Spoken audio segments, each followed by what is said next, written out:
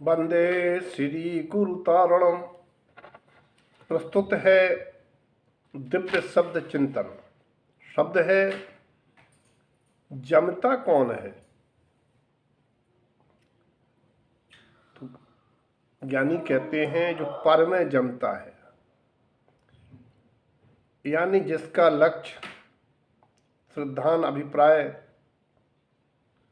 पर भाव है, वही संसार रूपी खेत में बीज की तरह जमता है, जन्म लेता है।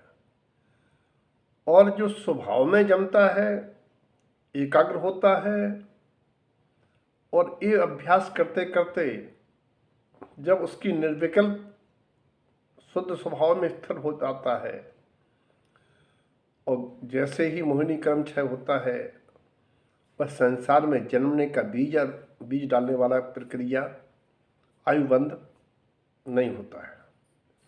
अगला है खवाई और खवाई या खवई। ये संसार जीव रसना इंद्री की विषय लुलुपता वश ना रात देखता है ना दिन देखता है, खवाई खवाई खवाई खवाई। जबकि जनवाणी कहती हैं खवई कर्मोदयन परिणामों को क्षय करो, कर्मों को खवई क्षय करो, खवाई नहीं खवई। अगला शब्द है चवाई और चवाओ नहीं बल्कि चवई। चवाई कहते हैं शैतानी को, आसक्ति को, इन 5 इंद्रियों की लोलुपता को। और चवाओ कहते हैं चिंतवन को। अब हम ना चवनता हूं, अब इनमें कुछ चबाव नहीं, चुंगम की तरह, यानी बार बार अनादि विषय भोगों के चिंतन मत करो, न चबाई न चबाओ। क्या करना है? चबई। ऐसा करने वाले ही इन विकारों से छूट जाते हैं। अगला शब्द है अंतर में परु, पर में अंतर मानने वाला। अंतर में परु, देह देवालय में मेरा परमात्मा। अंतर में परु और पर में अंतर, कि पर में मेरा नहीं है। पर में व्यवहार में भी अंतर देखें, जीव को जीव, पुद्गल को पुद्गल देखें। अंतर में परु और पर में अंतर मानने वाला अंतरात्मा होता है, और वही परमात्मा हो जाता है। ज्ञान स्वभाव का चिंतन चिंता मुक्ति का उपाय है। अगला शब्द है दुबुही नहीं दुबिही। दुबुही माने होता है दुर्बुद्धि।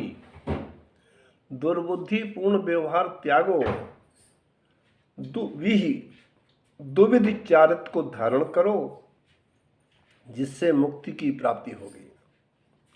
अगला शब्द है इजी सुईर्ज। ईर्या समिति, ईर्ज परिणाम ऋजुगति के हेतु हैं। समदर्शी होना अनंतदर्शी होने का उपाय है। नित्य शुद्धात्म स्वभाव से अच्युत रहने वाले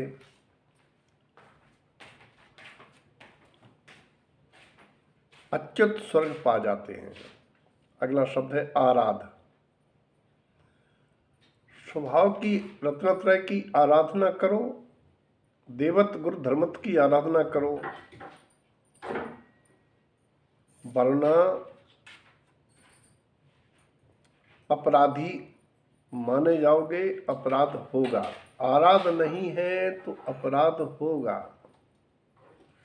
अगला शब्द है परभावना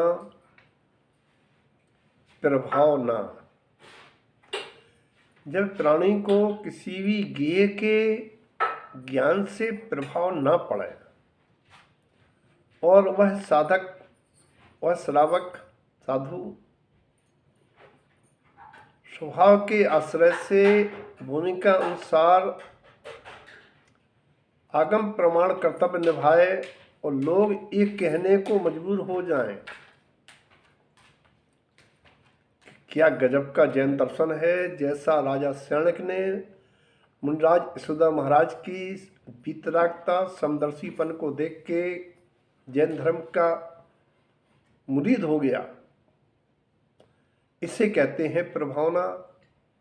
और प्रभावना में मुख्य बात है पर की भावना, पर की हित की भावना के साथ साथ निज आत्म के हित की भावना, पर भावना और प्रभावना, आंतरिक ज्ञान का तेज और फिर भावना, प्रज्ञ भावना, प्रमुदित भावना। अगला शब्द है बिलसेंगे तो बिलखेंगे। यदि पर में उपयोग बिलसेगा, विषयों में विलास होगा, पर के स्वतंत्र परमन से इष्ट वियोग अर्थ ध्यान होगा,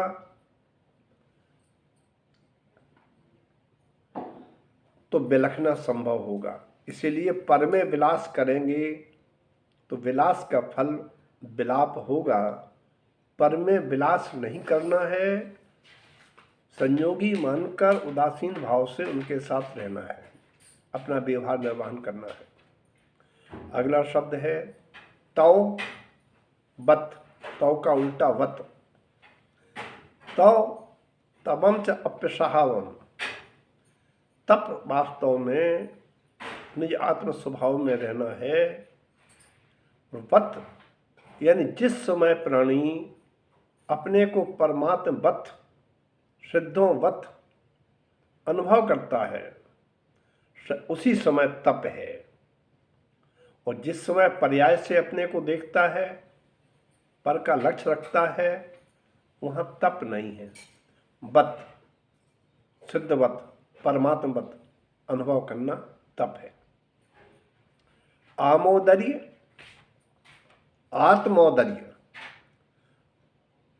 अल्प कर्म आहार हेतु आत्म मगनता, आत्म मौदर्य रूप आमोदर्य तप है। स्वाध्याय, स्वाध्याय,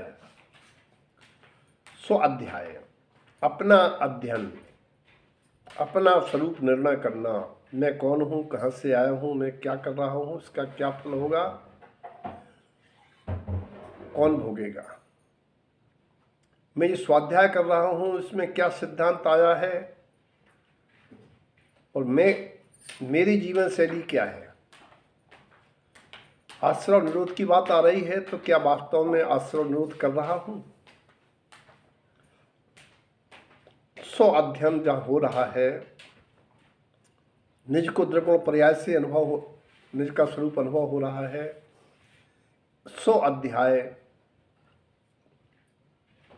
स्वाध्याय, शुद्ध अध्याय तब कहलाता है स्वाध्याय। अगला शब्द है ईर्ष्या, ईर्ष्या। किसी के पुण्योदय जनित प्रारब्ध को देखकर ईर्षा, मत्सर, जलन होना, ये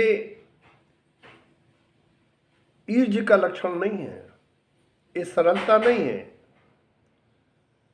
इसीलिए ज्ञान के प्रकाश से ये जानो कि जिसको जो उपलब्ध है, अतीत में उसने ऐसा दान आदि पुण्य कार्य किए हैं, मैंने नहीं किए, से मेरे पास नहीं है, तो इसमें ईर्ष्या करने की आवश्यकता क्या है।